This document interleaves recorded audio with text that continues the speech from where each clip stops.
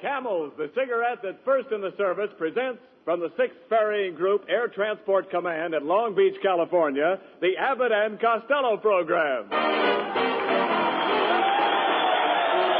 music of Pete Stevens and his orchestra, the songs of Connie Haynes and the Camel Five, tonight's guest, Miss Merle Oberon, and starring Bud Abbott and Lou Costello.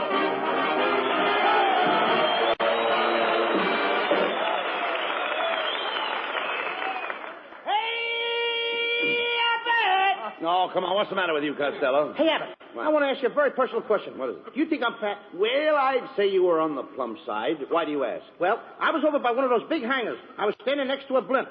All of a sudden, an officer points to me and says, "Look, they're making them with faces now." Oh, he was just kidding. You know, there's nobody that has a better sense of humor than a flying man. I know that too, Abbott, because I'm a flying man myself. What do you mean? I started flying when I was a 6-month-old baby. You flew when you were a baby? Yep. I flew out of my nurse's arms and made a perfect 1-point landing. No. You mean 3-point? No, 1 point. My safety pin was open. Costello, I don't believe you've ever been up in the air. Oh, yes, I have. I used to be a hostess. Well, you walked into that one, my friend. For your information, plane hostesses are always female. This was a male plane. Tell me, Costello, when was the last time you were up in the plane? Do you want the truth or my version? Oh, no. I want the truth. I think we'd get more laughs the other way. No. Tell the truth. Okay, I'll tell the truth. All right. I took my first plane ride today. Captain Dick Lassiter took me up in a great big plane. Tri-motor? Try what? I said tri-motor? Certainly we tried the motor. What do you think we did? Push it? No, skip it. I'm not going to get it up in the air and then try it. All right, forget about it. Forget about the motor? No.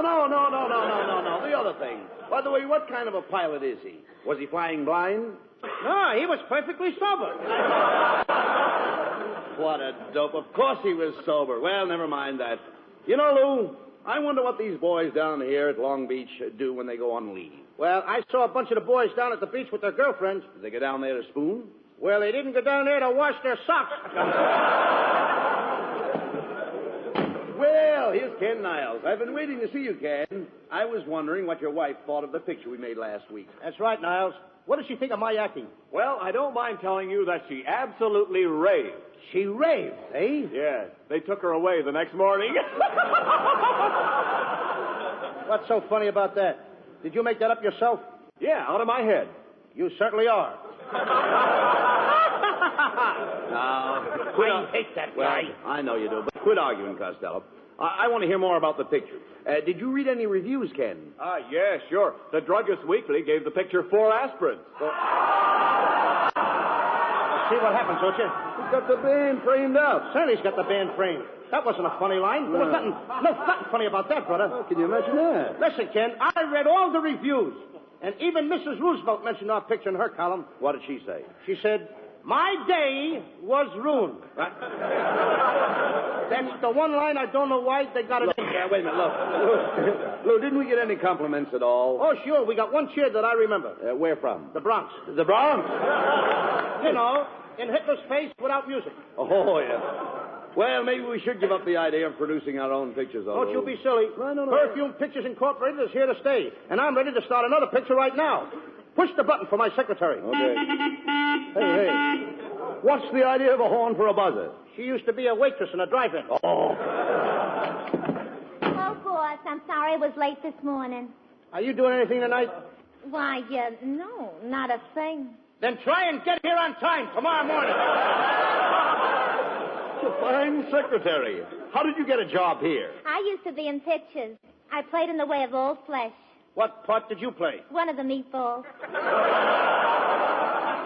Everybody gets laughs but me. All right. Have patience. By the way, do I have any appointments today? Yes, sir. At 12 o'clock you have an appointment with Hetty Lamar. What am I doing after that? Me, he asked. Mr. Costello, could I speak to you for a moment? Why, it's Botsford Twink, our soundman. What's on your mind, Bots? Well, I want you to know that I was terribly hurt because I wasn't in your picture last week with Carmen Miranda. After all, if you're looking for new faces, look at me. My face is new, isn't it?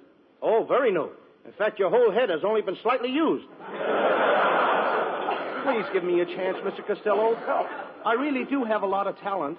You know, I do most of the voices in all the Leon Schlesinger cartoons for Warner Brothers. You don't tell me. Yeah, for instance, here's a little Porky Pig. This is the way I talk when I play Porky. That's all, folks.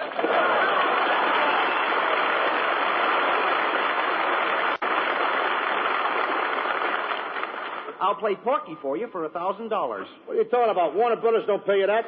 I know, but pork has gone up. What else do you do, Botsford? Oh, did you ever hear Bugs Bunny? I have a carrot here, so I'll give you a little sample. What's up, Doc? What do you say, Tubby? What's cooking, huh? Of course, if you use Bugs Bunny, you'll have to use my wife, Mrs. Bunny. But we can't use two rabbits in our picture. Well, we couldn't separate them. That would be splitting hairs. Well, if you can't use the rabbit, maybe I could furnish some of the musical background. I can imitate an electric organ. Listen.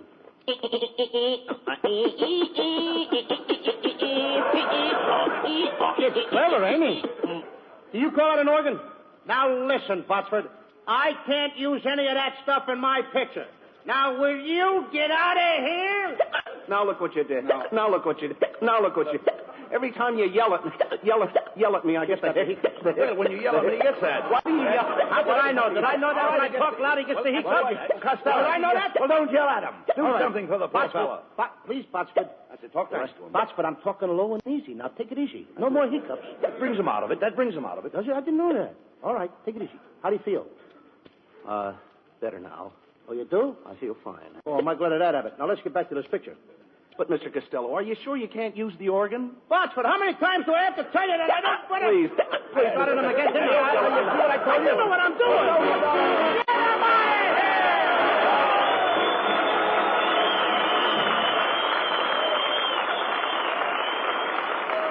Hey, Lou Costello. Oh, yes, Niles. I want to ask you something.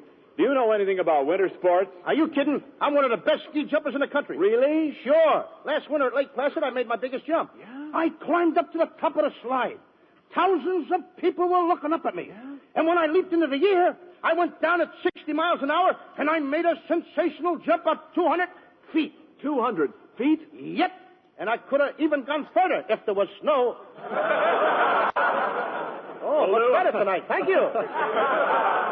Lou, I know another good skier, and his name is Dick Durrett, and he's one of the finest skiers in the world. In fact, he's so good that the government asked him to give instructions to ski troopers in lightning-fast mountain warfare. Dick knows his smoking, too. He said, quote, I've smoked Camels for years. They have the full, rich flavor that I want in a cigarette. No matter how often I smoke, Camels never tire my taste, never get my throat. unquote. Yes, and with men in all the services, Camel is the favorite, too, according to actual sales records in the stores where they buy cigarettes. Try Camels yourself for steady pleasure. You'll like the way they hold up, wear well, pack after pack, no matter how many you smoke. The reason is extra flavor, and you know Camels always have more flavor. Better yet, Camels combine flavor with extra mildness, the extra mildness that goes with slow burning and cool smoking. One reason for that is costlier tobaccos, blended as only Camels know how to blend. Now remember, you're the one who's doing your smoking. Your throat and your taste will tell you. C-A-M-E-L-S. Camels, get a pack tonight. Send a carton to that fellow in the service.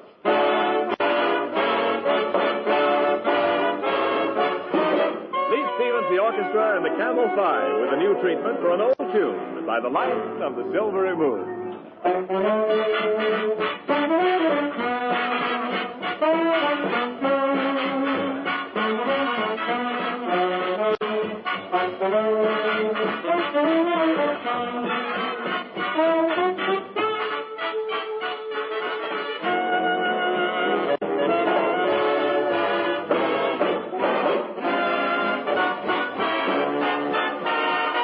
By the light of the silvery moon, do I want to spoon? To my honey I'll croon love tune. Honeymoon, keep a shining in June. Your silvery beams will bring love's dreams. We'll be cuddling soon by the silvery moon.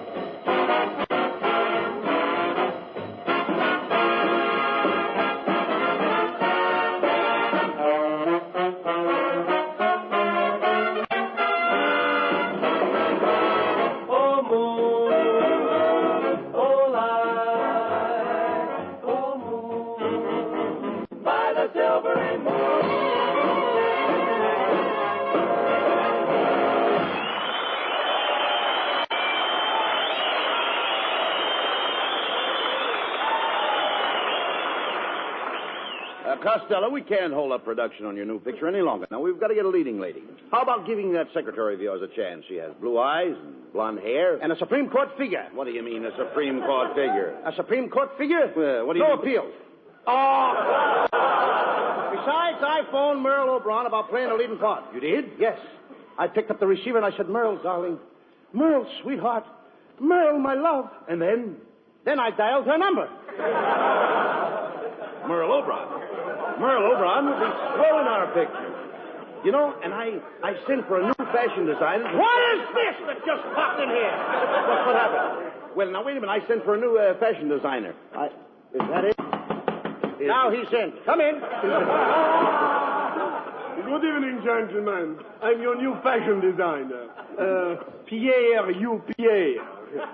To my friends, I'm P.U. You said it, brother. Hey, get a load of that guy's hair. He's a male Veronica Lake.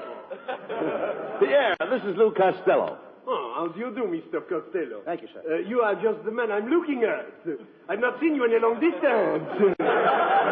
Get the way his hair hangs over his face. Pardon me, Pierre. Was your mother ever scared by a sheepdog? Oh, come on. Leave the man alone. We've got to get him to design Miss Oberon's clothes.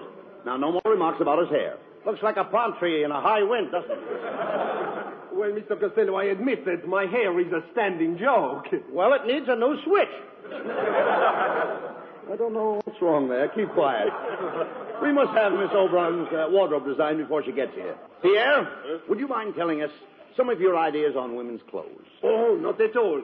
You know, the main thing is color harmony. Color harmony? What's that?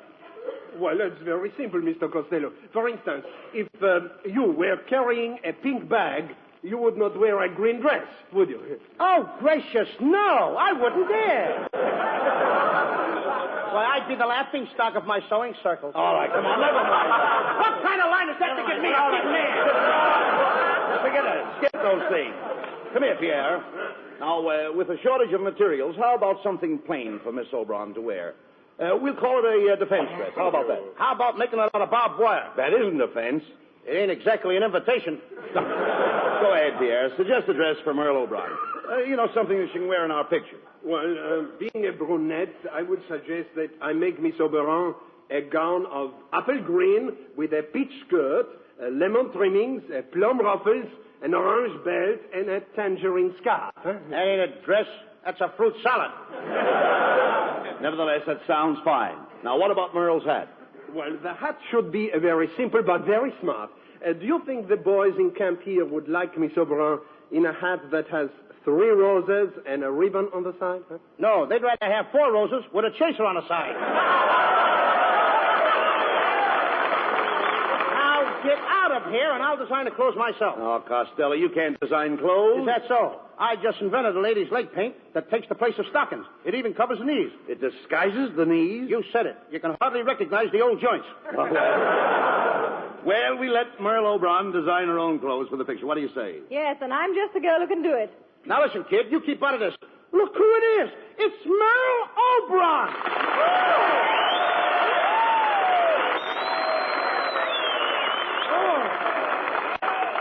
Merle, I'm overjoyed. I'm overcome. I'm overwhelmed. I'm over here.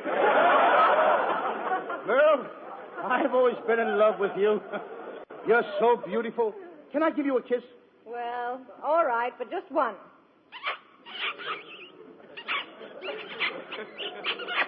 Lou, where did you learn to kiss like that? I used to be a bugler in a Boy Scout.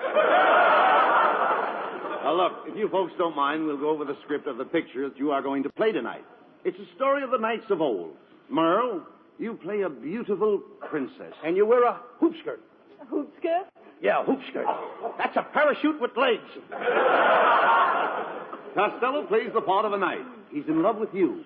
I thought nights were tall. Well, kid, on account of daylight saving time, the nights are getting shorter. As the first scene opens, Merle, you're in the palace, awaiting the arrival of your lover. You are playing the organ. Organ? Like this? Botsford, didn't I tell you that you couldn't be in this picture? I started it again. Start it all. Well, don't shout at him. Oh, I'm sorry. I'm sorry. I'm sorry.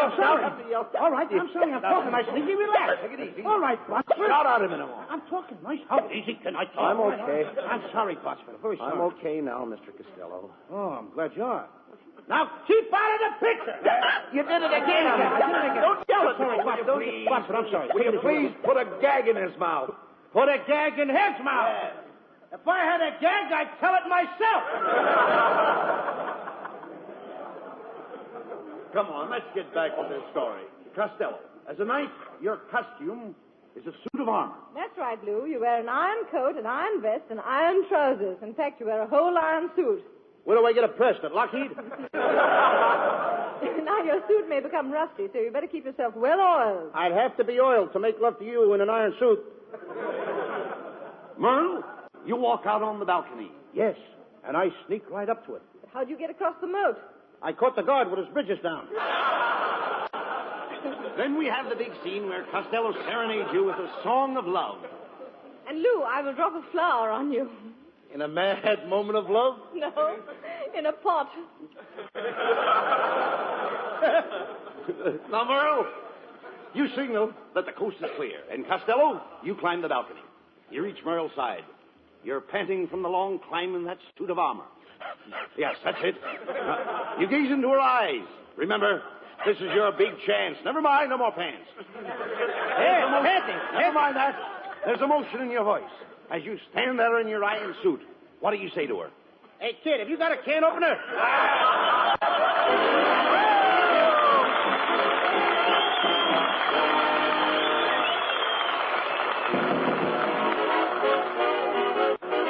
Here's Connie Haynes with a Camel 5 with a new Roomba from the pen of Cole Porter. Hasta luego.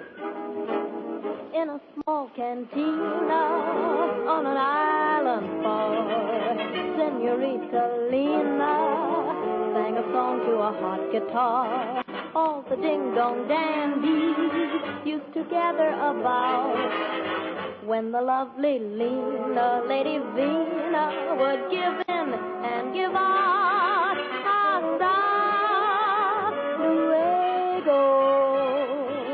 Too bad we must part. Hasta luego. And that's mucha good luck, sweetheart.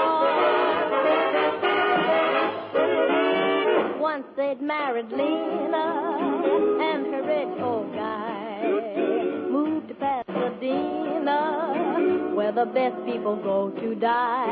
But when she'd collected all his copper preferred, back to her cantina, lovely Lena went flying as she purred. Hasta luego.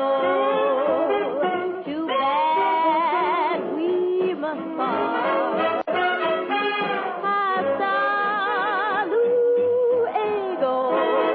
And there's mucha good luck, sweetheart. Ay, hasta luego. Too bad we must part. Oh, hasta luego. And there's mucha good luck, sweetheart.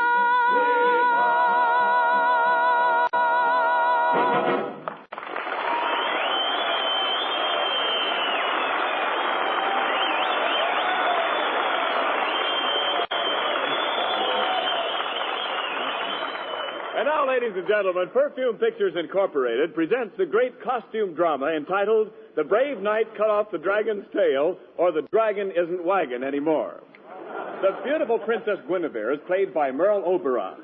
Lou Costello is the brave knight Sir Porterhouse, and Bud Abbott is his good friend Sir Loin. I play the part of the king. As the scene opens, the princess and I await the arrival of two brave knights in our kingdom. Curtain. Greetings, brave knights. Kindly approach the throne. Greetings, Your Majesty. I am Sir Loin, Knight of the Bath from Saxony. And I am Sir Porterhouse, Knight of the Bath, from Constantinople. What kind of work did I give you? Constantinople? Yeah, Turkish bed. Greetings, brave knights. I'm the Princess Guinevere. And who are those beautiful dames with you? They are my ladies in waiting. Well, what are we waiting for? Quiet, Costello. Oh, Sir Porterhouse, you must save our kingdom. The people are angry. They're clamoring outside the gates of the palace. Just listen to them clamor. Clamor, clamor, clamor. Did you hear that? The people are revolting. They certainly are. No. No, the people are starving. They've not eaten in 5 days. Oh, they should try and force themselves. They gotta eat. But, my dear princess, have we no food? Alas, no. The dragon has destroyed our crops. You mean all our corn is gone? Yes, there's only enough left for this program. What's so funny about that? What a fresh princess. Listen to the people shouting. They have been shouting for 5 days, but I dare not speak to them. I will speak to the people, Your Majesty. Open the door. I'll make a speech. People of Saxony! Get out! That got him. Now, my dear princess, just what do you desire us to do? My dear knight, for several years now, my father has been bothered by a terrible dragon. Why doesn't he pick up his feet? You don't understand. You don't understand. Nobody understood that. Today, the dragon is coming to carry off the Princess Guinevere. You must save me from this mean monster, Sir Porterhouse. He's a very mean beast. Okay, kid. He has 2 heads, one at each end. How does he sit down? He can't. That's what makes him so mean. Well, don't be mean. Don't worry, princess. All right, I'm allowed one mistake, eh? I am not afraid of nothing. One time I climbed up a tree and I bagged a ferocious tiger. You went up a tree after a tiger? No! He came up after me. But you said you bagged him. I did bag him. I begged him to go away, but he wouldn't. Hey, what happened? Well, I snapped at the tiger snapped at me, and suddenly something whizzed past me. What was it? Pomona. Pomona. Talk sense, will you? Then my uncle came to my rescue, and I finally brought that tiger home stuffed. What was he stuffed with? My uncle. Oh, Your Majesty, the dragon is almost upon us. He's coming to get the princess. Quick, princess. Button up my iron suit. Wait a minute. Just a minute. I thought you were a princess. I work the swing shifts on the side. Costello, look at that thing belching smoke and fire. Is that the dragon? It ain't a smudge pot. I'm getting out of here. It's too late. He's got us trapped. Here he comes. Now do what he does. Do exactly what he does. Right. He's staring at you. Stare back at him. I can't. Cockeyed. I can't do it. Quiet. He's roaring at you. Roar back at him. That'll scare him. Wait a minute. Now he's wagging his tail. That lets me out. Look out! Look out, he's going to charge! He's going to charge? How much? Oh. Quick, grab him, grab him. Private gunner. Here's a fancy line. Grab him by the gullet. Grab him by the gullet. By the what? The gullet. The dragon's neck. Let him neck. What do I care about their love life? Give me my sword. Give me my sword, somebody. I'll cut his nose off. But how will he smell? That is something that should only interest another dragon. Look out, he's coming at you. Be careful, Costello. Your back is turned to him. He's coming up behind you. I know it. He got me. Where did he get you? Well, if I was wearing a license plate, he would have got off the last 3 numbers. Hey, he ruined my suit. My good iron suit he ruined. You nasty dragon. Get out of here! Oh, don't do that. Don't yell at me. What is with this? How can I do the dressing? How can I do the dressing? Watch me, wait. Now stop. Stop. What can I do to keep you quiet, Butcher? Will you cut it out? I'm sorry. And it's your own fault for hollering at him. There's only one thing that'll cure my hiccups. If you let me kiss Miss Oberon. Oh, very well. I'll kiss you. If only you'll stop those awful hiccups. Go ahead, Botsford. Kiss her. Okay.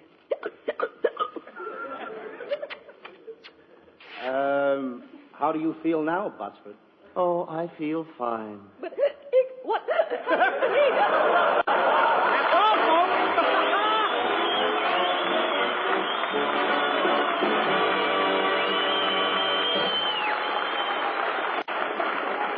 Some tunes you whistle for a while and then forget, and others stay with you for years. I think the ones you remember are the ones that have character. I believe that goes for cigarettes, too. We say that Camels have character, and we back that up with the thousands of smokers who have stood by Camels for 20 years and more. We think it's true that more people have smoked Camels longer than any other cigarette. Try Camels and see for yourself. Try them in your T-zone. That's T for taste and T for throat. Your own proving ground for cigarettes. Your taste will tell you that Camels have more flavor, and it's extra flavor that helps make Camels hold up day in and day out. Makes the second pack better than the first, and the third better than the second. Your throat will tell you about mildness, too. It's the best judge you'll find. Yes, Camels are mild, cool smoking, slow burning, because they're expertly blended of costlier tobaccos. Your throat and your taste will tell you. C-A-M-E-L-S. Camels, get a pack tonight. You'll want to buy a carton tomorrow. Here's more news about the Camel Caravans, those traveling shows which entertain the men in the Army camps. 32 performances of the Camel Caravan units will be given to men in the training stations throughout the coming week.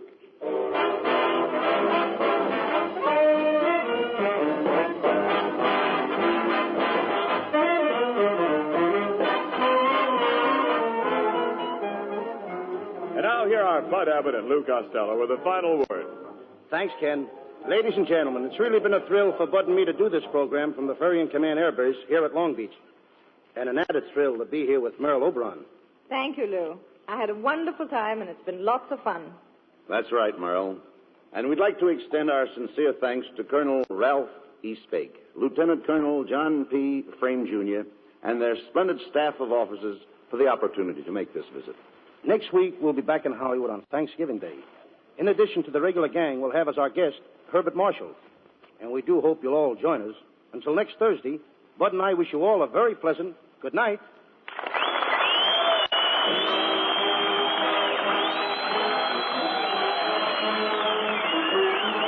Remember, Camels present 4 great shows each week.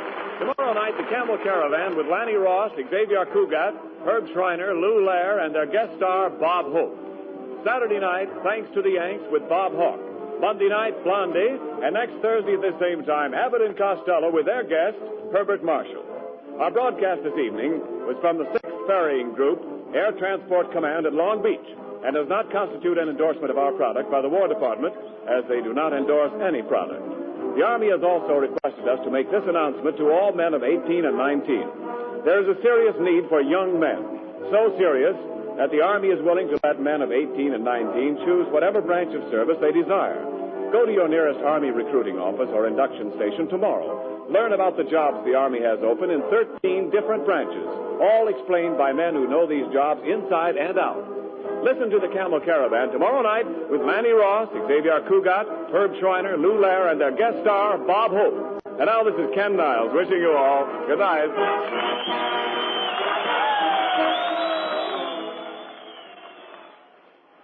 Mister, if you've got a pipe that's biting you, why, it just means one thing. Your pipe's hungry. Yes, sir, hungry for Prince Albert, the mild, rich, tasty tobacco that won't bite your tongue because it's no-bite treated. PA's crimp cut, too, for easy packing and stay-lit burning. Around 50 pipefuls in every handy pocket package. Get Prince Albert tonight. You'll see why men call it the National Joy Smoke. This is the National Broadcasting Company. Enjoying the timeless classics on Golden Age Radio? If you're loving the nostalgia and captivating stories, consider supporting our channel with a tip. Your generosity helps us continue bringing you the best of vintage radio entertainment. Simply click on the link in the description. Thank you for being part of our community. Lost in Brazil invites you on an unforgettable journey where every moment is an adventure waiting to be discovered. Join us as we uncover the soul of Brazil, one incredible experience at a time. Click on the link in the description and embark on the ultimate Brazilian odyssey. You have been listening to Golden Age Radio, rumble.com/C/GAR, brought to you by G3PL.com. Don't forget to subscribe for more videos.